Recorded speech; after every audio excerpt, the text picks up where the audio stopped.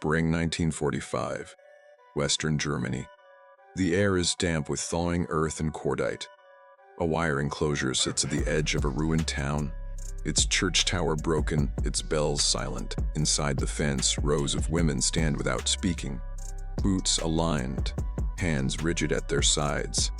Gray and blue uniforms still pressed, still bearing insignia that only weeks ago carried authority. An Allied officer reads an order, his voice is even, procedural. The women listen, at first, without reaction. They are told to remove their uniforms, not to surrender them, to destroy them. Fabric is gathered into piles. Wool tunics, skirts, armbands, caps marked with eagles and reeds. Some women hesitate. Others move quickly, eyes fixed forward. A match is struck. Smoke rises. The first flame curls along a sleeve. For years, these uniforms meant belonging, duty, protection, purpose. Now they are fuel. No one speaks as the fire grows.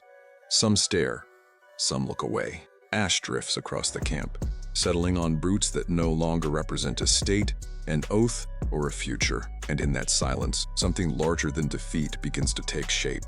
Because to understand why this order mattered, one must understand who these women were and how they came to be standing there at all. From the moment the Third Reich came to power, it claimed to know precisely where women belonged.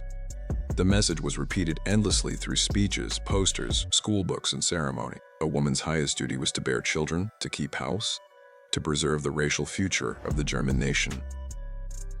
Uniforms were for men. Battle was for men. Politics was for men.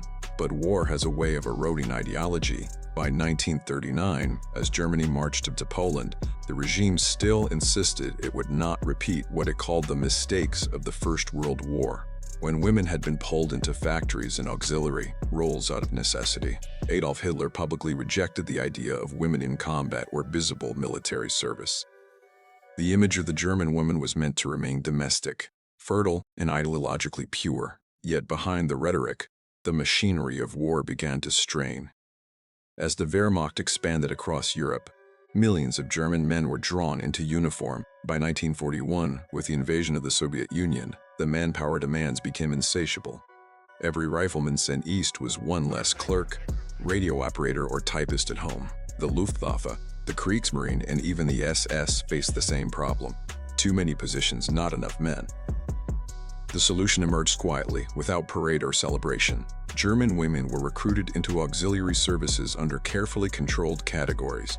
They were not called soldiers, they were helpers, Helferinnen.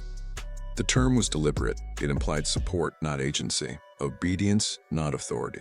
Thousands joined the Luftwaffe as flak helpers, communications operators, and radar technicians. Others were assigned to army signal units, administrative offices, or supply depots. Some worked in prisoner processing centers. A smaller but significant number were absorbed into SS, administrative, and guard structures, particularly in clerical or surveillance roles connected to camps and internal security. By 1943, women were present across the German war apparatus. They wore uniforms. Not improvised clothing, but state-issued garments with insignia, rank markers, and insignia approved by the Reich. The designs were meant to balance militarization with femininity: skirts instead of trousers, tailored jackets, subdued colors. But the symbols were unmistakable. Eagles, wreaths, swastikas, shoulder boards denoting status. Uniforms were more than clothing. They were instruments of belonging. Recruits swore oaths of loyalty not always directly to Hitler, but to the state, the service, and the mission. Training emphasized discipline, secrecy, and ideological alignment. Many of these women were young, late teens, early 20s, products of a school system saturated with National Socialist doctrine. They had grown up saluting flags. They had sung the songs. They had watched Germany rise from humiliation to apparent dominance. For them, service was not merely employment. It was confirmation that they mattered in the great national project. As Allied bombing intensified, women were stationed near anti-aircraft batteries, operating searchlights, calculating firing solutions, relaying coordinates. They watched bombers burn across the night sky. They counted explosions. They learned to suppress fear. Others typed orders that sent men to the front, filed transport lists, logged prisoner numbers. Their work was administrative, but its consequences were real. By 1944, the war had turned decisively against Germany. The defeats at Stalingrad and Kursk had shattered the myth of invincibility. Allied forces pushed west from Normandy while the Red Army advanced relentlessly from the east. Casualties mounted into the millions. Still, the women remained in place. Some believed victory was still possible. Others no longer believed but continued out of habit, fear, or lack of alternatives. Desertion carried severe penalties. Civilian life offered no safety. The uniform, however compromised, still provided food, shelter, and a sense of structure in a collapsing world. Yet as Germany's borders shrank, the meaning of that uniform began to change. What once marked service and loyalty was slowly becoming evidence. The same insignia that had opened doors now drew attention. Allied intelligence took note of female auxiliaries, especially those connected to air defense, communications, or the SS. Uniforms were no longer just symbols of duty.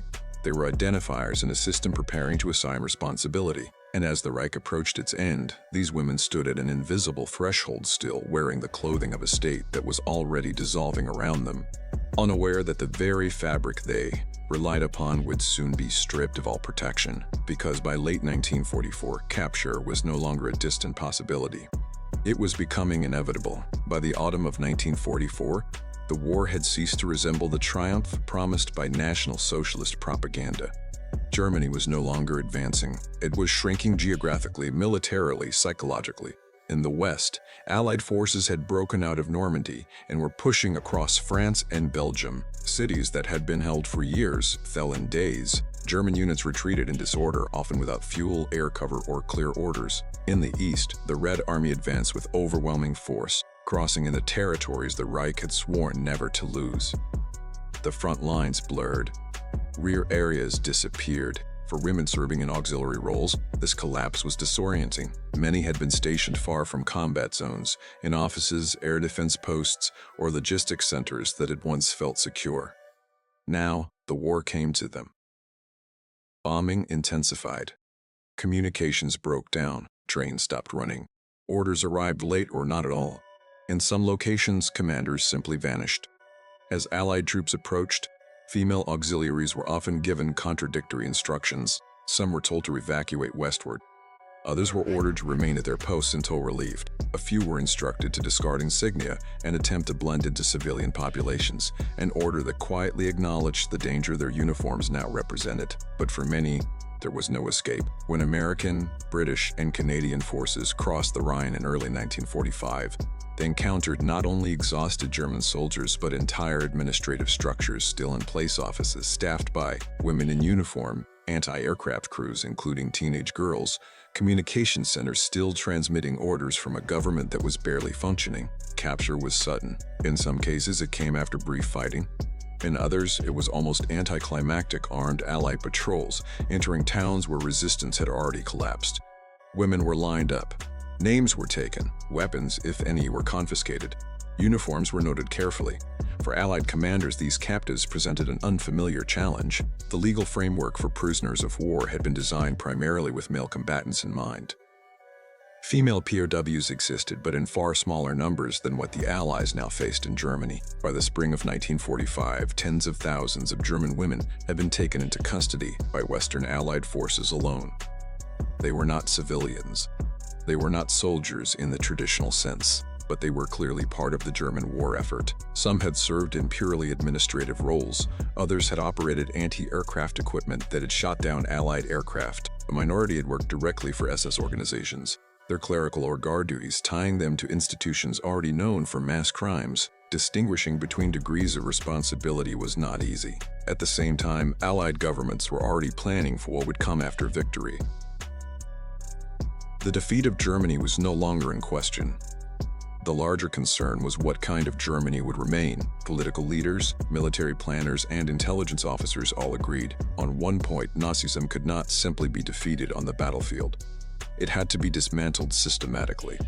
This process came to be known as Denazification. Denazification was not a single policy, but a collection of measures, legal, psychological, symbolic, designed to remove National Socialist influence from German society. It targeted party members, officials, educators, and anyone seen as having actively supported the regime.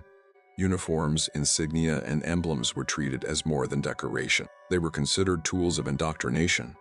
For POWs, especially those still wearing Nazi symbols, this created immediate tension. Allied intelligence officers feared that allowing captured personnel to retain uniforms could reinforce group identity, hierarchy, and ideological cohesion. In male POW camps, the presence of insignia had already caused problems. Former officers exerting authority, Nazi loyalists intimidating others, clandestine discipline being enforced inside the wire. With women, the concern was similar but more complex. Many Allied soldiers initially underestimated female POWs, viewing them as passive or apolitical, but reports quickly contradicted this assumption. Interrogations revealed that some women remained fiercely loyal to the regime. Others were evasive, repeating propaganda slogans even after Germany's defeat was obvious. Uniforms in this context were not neutral. They were psychological armor. By early 1945, Allied camp commanders began issuing directives aimed at breaking this continuity.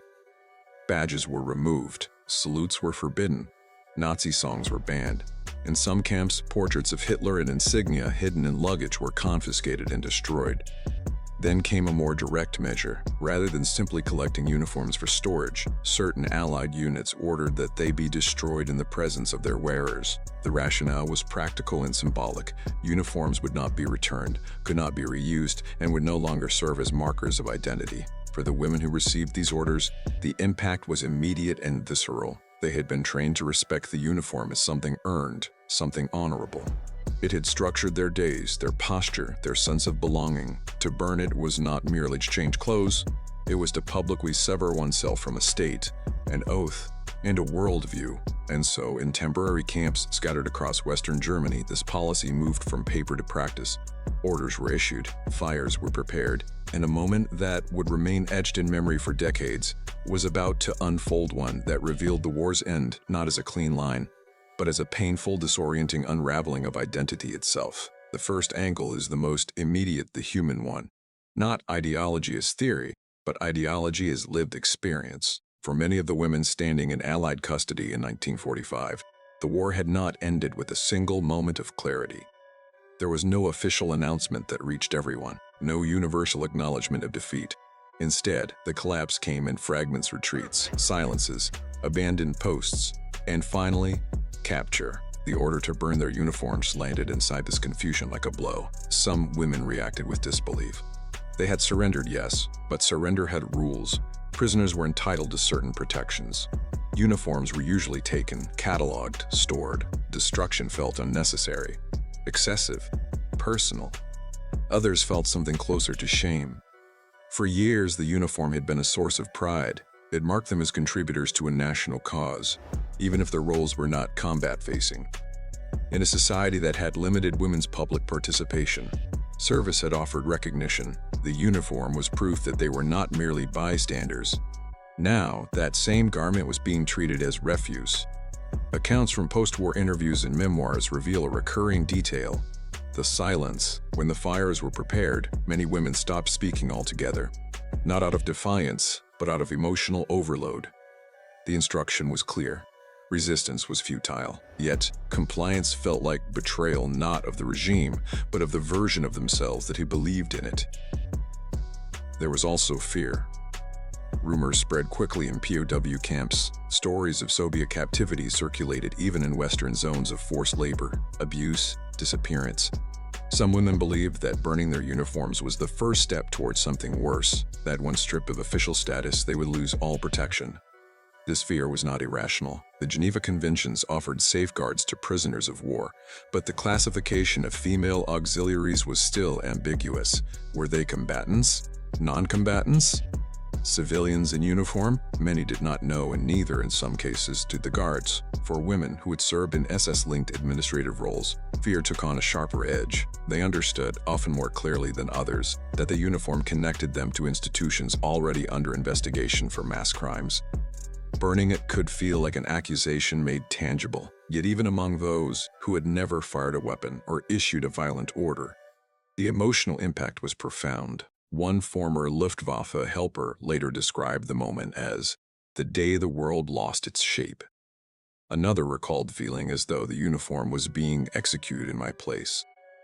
Such language points to a deeper truth. The uniform had become a proxy for identity. Destroying it felt like erasing the self. The experience was also shaped by gender. Male German POWs, while also subjected to denazification measures, often framed defeat in terms of lost battles and broken commands. For many women, the rupture was more intimate. Their service had been presented as exceptional, even transgressive within the regime's own ideology. To be pulled into uniform had felt like recognition. To be forced out of it publicly, abruptly felt like expulsion from history itself. Some women complied quickly, removing insignia with mechanical efficiency. Others hesitated, folding garments before placing them on the pile as if performing a last ritual of care. A few wept openly. Many did not cry at all, their faces fixed in expressions that Allied observers later described as empty or unreadable. Belief fractured unevenly. A small number remained ideologically committed even as the fabric burned, convinced that Germany's defeat was temporary or the result of betrayal rather than failure. For them, the fire did not extinguish loyalty, it hardened it. But for most, something shifted. Watching the uniform burn forced a confrontation that surrender alone had not required. It made defeat visible, irreversible. It stripped away the last external symbol that allowed them to imagine continuity between the past and whatever came next. And while the women experienced this moment internally, another perspective was shaping the scene from the outside, one driven not by emotion, but by calculation. Because for the Allied officers who issued the order, the fire served a different purpose entirely. From the Allied perspective, the order to burn uniforms was not an emotional act, it was an administrative one. By the spring of 1945, Allied forces were managing an unprecedented volume of prisoners. Millions of German military personnel had surrendered across collapsing fronts. Camps were improvised in fields, factories, and former German installations. Supplies were stretched. Personnel were exhausted. Order mattered. Uniforms in this environment were not neutral objects. Allied intelligence reports from late 1944 onward had repeatedly warned that Nazi ideology did not dissolve with surrender. In some POW camps, hardline loyalists continued to enforce discipline, punish dissent, and intimidate others, sometimes violently. Insignia helped maintain these internal hierarchies. Rank still commanded obedience, symbols still carried authority. The Allies had seen this before. During the First World War, German POW camps had allowed military structures to persist, with officers maintaining control over enlisted men. In 1945, with National Socialism recognized as a totalizing ideology rather than a conventional military ethos, the risks were far greater. Denazification, therefore, began at the most visible level. Badges were removed first, salutes were prohibited, Nazi songs and slogans were banned. Camp commanders were instructed to monitor prisoner interactions carefully, especially where former SS members or party officials were present. Uniforms remained a problem. They were not only symbols of ideology, but practical tools. Pockets concealed documents. Insignia allowed identification of rank in mixed-gender camps or temporary holding areas. They complicated classification and supervision. For women POWs, this created a particular dilemma. Allied doctrine recognized that female auxiliaries were less likely to have committed direct acts of violence. At the same time, intelligence officers knew that administrative and communications roles had been essential to the functioning of the Nazi state. The machinery of repression did not operate on soldiers alone. The uniform erased nuance. It made every woman appear equally complicit or equally threatening, regardless of her actual role, destroying its simplified control.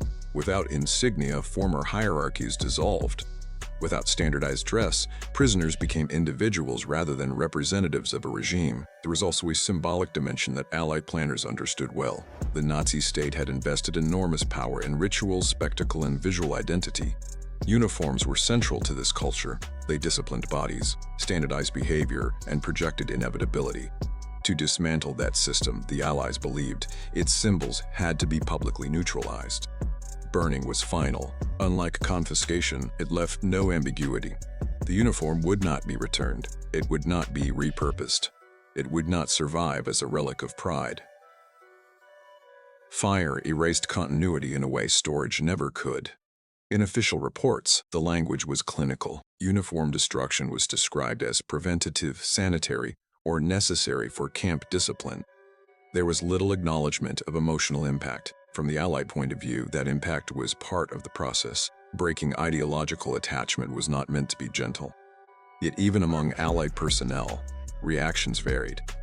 Some officers viewed the measure as routine. Others expressed discomfort, particularly when dealing with very young women or those who clearly lacked political authority. A few questioned whether humiliation was an appropriate tool in the immediate aftermath of surrender. These doubts rarely altered policy. The war had exposed the consequences of underestimating ideological commitment. The Allied leadership was determined not to repeat that mistake. If symbols had helped sustain the Reich, then destroying those symbols was seen as a necessary corrective.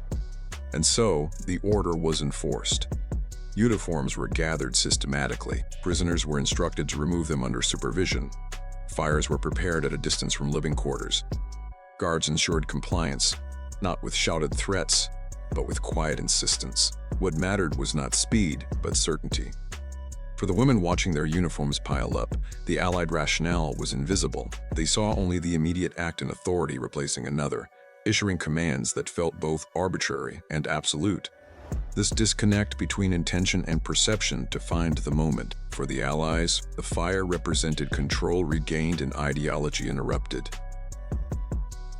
For the prisoners, it marked the end of a role they had believed was meaningful, and when the flames finally touched fabric, calculation gave way to consequence. Because once the burning began, theory ceased to matter. What remained was the irreversible reality of defeat made physical, and the psychological collapse that followed when belief was reduced to ash. The order did not come with ceremony. There was no announcement to mark history, no speech explaining meaning or purpose.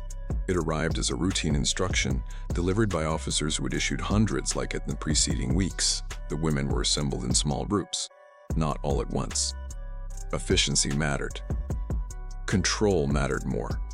In some camps, they were told to change immediately. In others, they were instructed to bring their uniforms folded in their arms. Guards supervised closely, ensuring that insignia were not removed and hidden, that armbands were not torn off and pocketed as keepsakes. The intent was clear.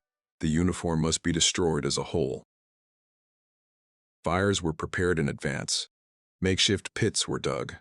Fuel was poured sparingly. The goal was not spectacle, but certainty. Allied soldiers stood at a distance, rifles slung, expressions unreadable. They had seen burning before villages, vehicles, bodies. This was different, but it was still part of the war's end. The first women approached hesitantly. Some removed jackets with stiff, practiced movements, as if still under inspection. Others undressed quickly, turning away from the guards, folding garments with care that bordered on reverence. A few hesitated outright, frozen by the absurdity of the act, trained for years to preserve uniform discipline, now ordered to violate it completely. No allowances were made. The uniforms were placed on the pile one after another. Gray wool, blue cloth, caps with crushed visors, skirts marked by creases from long days at desks or nights beside searchlights.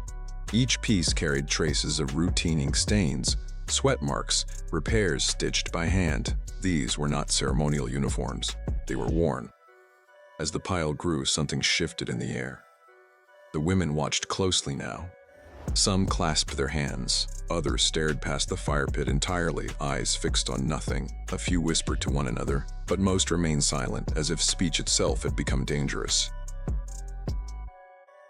Then the flame was introduced. A match, a lighter, a burning scrap tossed onto the heap. At first, nothing happened. Wool resists fire. Then smoke began to rise thick, dark, carrying a sharp, chemical smell. The edges curled, seams blackened, fabric shrank and twisted. When the first insignia caught fire, several women reacted visibly. An eagle's wings folded inward as the thread burned through. A wreath disintegrated. The symbols that had once been carefully stitched by factory workers and inspected by officers were consumed without distinction. Rank did not slow the flames. Service did not protect the cloth. The fire spread unevenly, flaring in places, smoldering in others. Guards prodded the pile with sticks, ensuring complete destruction. This was not meant to be partial. Nothing recognizable was to remain. Some women wept openly now. Not loudly, not dramatically.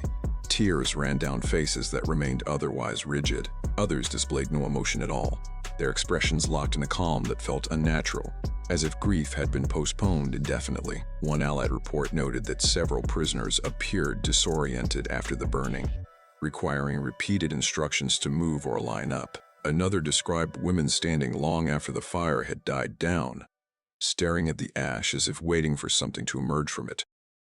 There was no ceremony marking the end. Once the uniforms were destroyed, the women were issued replacement clothing, often ill-fitting, mismatched garments drawn from civilian stocks or surplus supplies. Coats too large, shoes too small, dresses without insignia, without structure. They were told to move on. But psychologically, many did not. The destruction of the uniform did not simply signal defeat.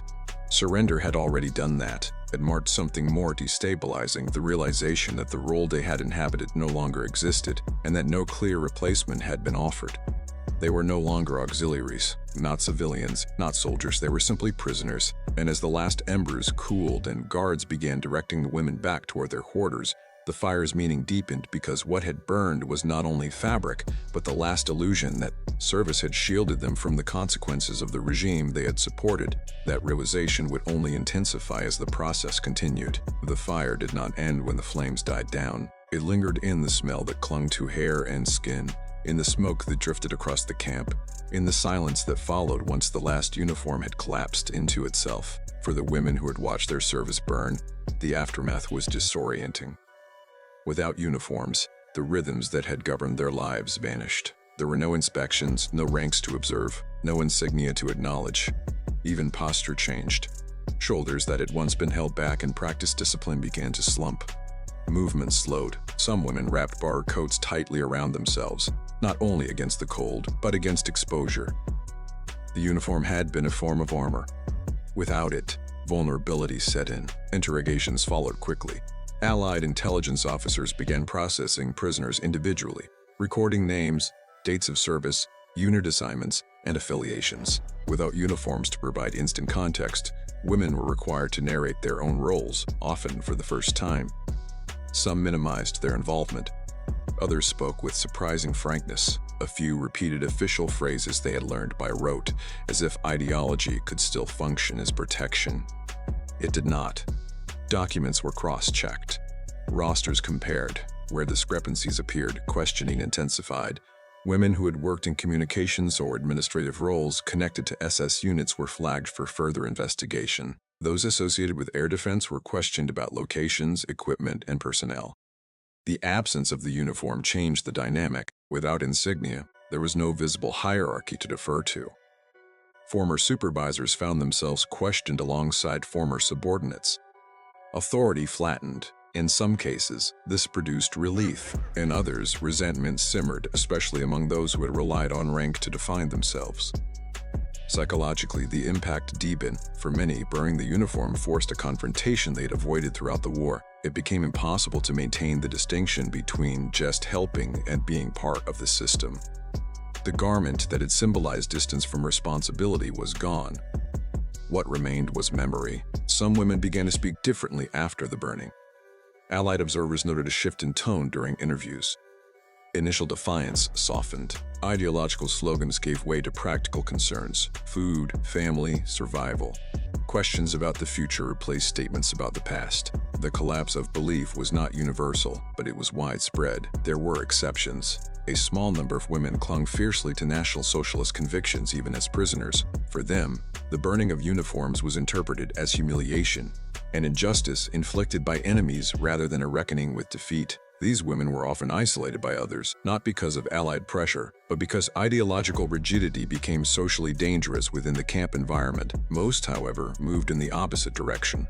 The loss of uniform accelerated a psychological withdrawal from the regime. Without its symbols, the Reich became abstract, a series of distant orders that had led nowhere.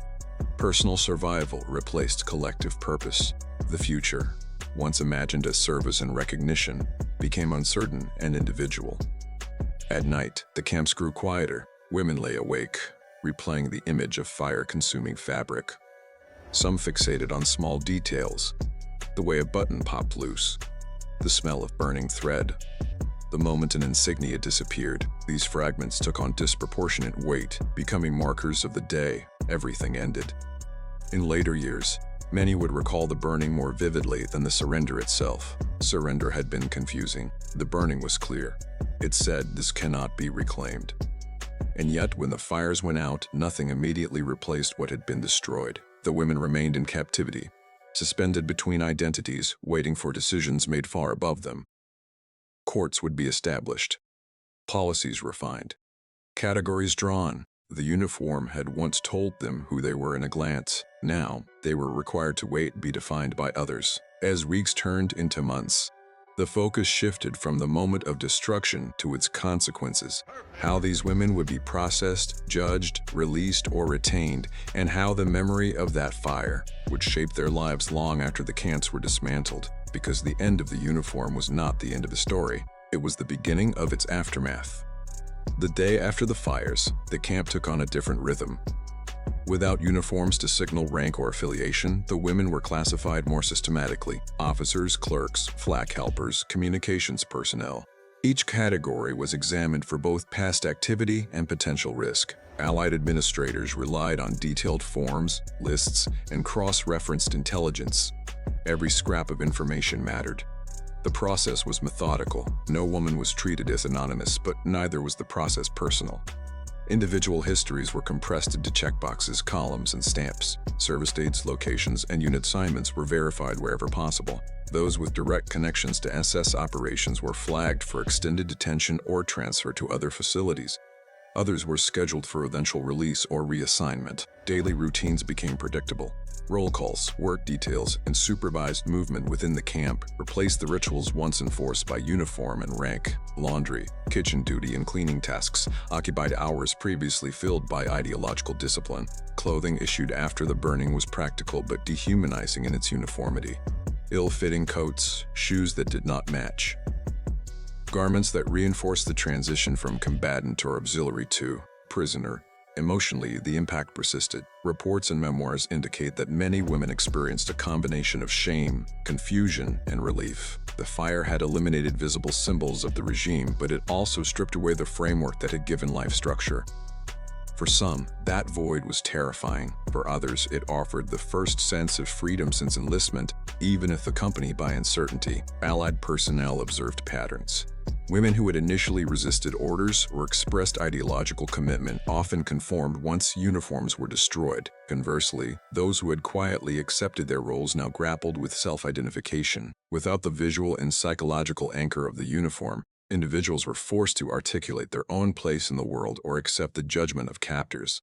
Some tried to hold on to fragments. Buttons, epaulets, or small armbands were sometimes kept hidden in pockets, letters, or bundles of clothing. Even these small tokens could provoke strict disciplinary action if discovered. Guards understood the power of symbols. Their eradication was central to the Denazification strategy. Allowing relics to remain risked rekindling allegiance or hierarchy within the camp.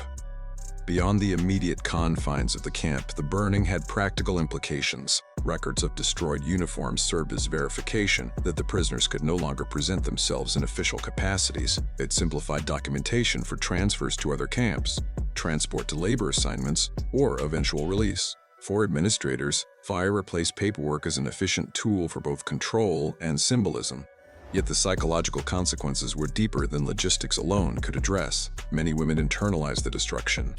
They wrote later feeling invisible or erased after the event. Others spoke of guilt not for crimes committed but for the sudden, visceral awareness that the system they had served was gone. Their place in history had shifted from active participant to passive subject of judgment. In these early months, the uniform's absence served as both a tool and a signal. The war was over, but the reckoning had only begun. The story of these women would now extend beyond the camp itself, into release procedures, reintegration, and the long shadow of memory. Months passed and the camps began to empty. The Allies faced the monumental task of repatriating millions of prisoners across Europe. Women, once auxiliary personnel, were released in stages. Some returned to families who had themselves endured bombing, displacement, and starvation. Others found towns unrecognizable, homes destroyed, communities fractured.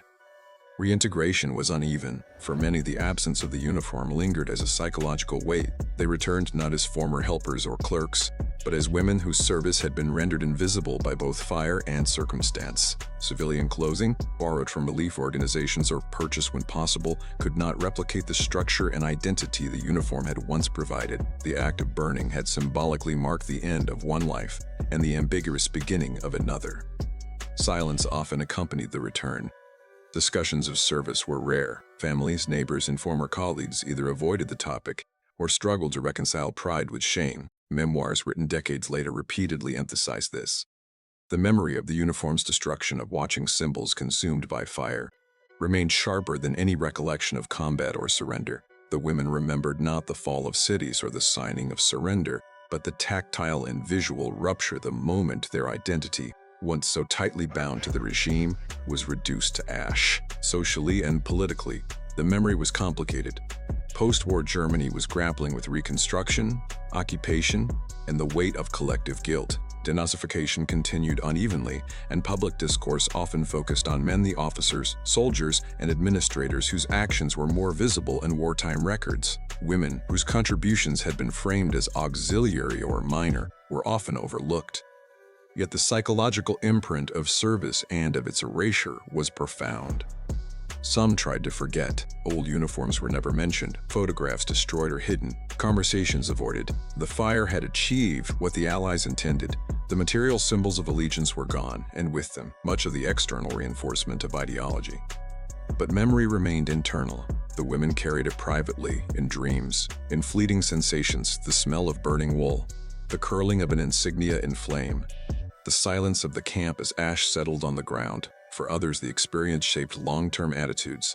The act of burning uniforms became a reference point for understanding authority, obedience, and morality. It marked the moment when belief collided with reality and when the constructed identities of youth were forcibly dismantled. Even decades later, former auxiliaries would describe the fire as an epochal moment, one that defined their understanding of responsibility, complicity, and survival. In broader terms, this process reflected the challenges of post-war society. Erasing uniforms was easier than erasing ideology.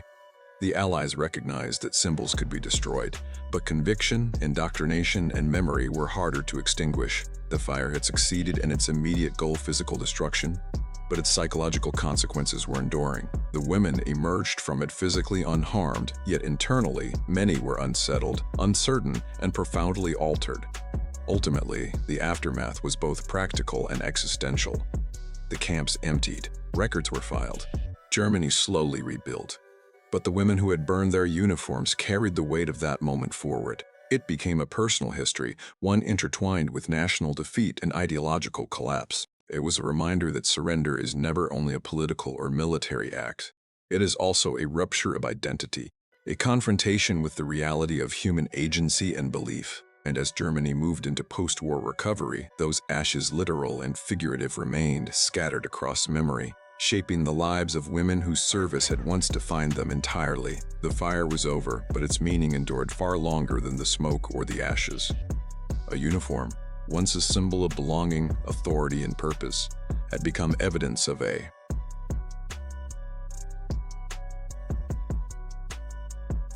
vanished world. For these women, the act of burning was more than compliance. It was an unavoidable reckoning with the system they had served. In that quiet devastation, history revealed itself in miniature. Ideology is tangible until it is not. Symbols command until they disappear. Belief endures until reality imposes itself. The women had lived in uniforms that promised identity and protection. When those garments were destroyed, they faced the raw consequences of allegiance, the gap between who they were trained to be and who they had become. This moment also illuminates the broader human cost of totalitarian systems. Wars are fought not only on battlefields but in the hearts and routines of those swept into service. The destruction of the uniforms symbolized the end of a war, but also the unraveling of the personal worlds built around loyalty, pride, and recognition. One gesture a match, a pile of fabric revealed how ideology molds, confines, and ultimately abandons those who follow it. And yet, amid trauma, There is clarity. Without the uniform, the women were forced to confront themselves outside of prescribed roles, to navigate a world where identity was self-determined rather than imposed. That forced awareness, painful as it was, became part of the slow process of post-war reflection, reconstruction, and adaptation. History remembers battles, leaders, and nations, but sometimes it is in the quiet, almost invisible moments. The burning of a uniform, the settling of ash, that the human story is most sharply drawn. The women who witnessed and endured this fire carried with them a lesson about obedience, belief, and resilience. Their experience is a reminder that war leaves marks far beyond the front lines, inside hearts, memories, and the very fabric of identity. The ashes settled. The women moved on. Germany would rise from ruins, new borders drawn, governments reformed, lives rebuilt.